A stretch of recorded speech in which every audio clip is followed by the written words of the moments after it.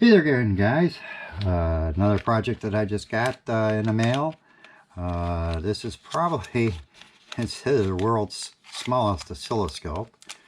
It's a digital piece and it's all built into one in this little tiny module.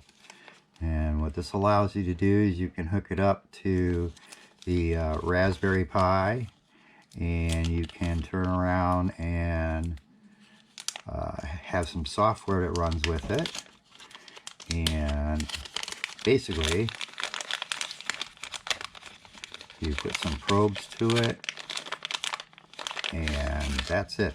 That's how big this is, and it's pretty amazing. I've seen a lot of people use it already.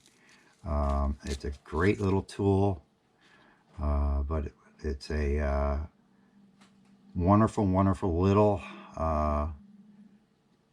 setup to do an oscilloscope on your software, and many features as small as it is. A lot of good reviews. Works great. It's very inexpensive, so it gives you a chance to understand how to use oscilloscopes without spending a lot of money. I believe these were like $20, so it's well worth the money to buy something like this, hook it up, and learn how to use it.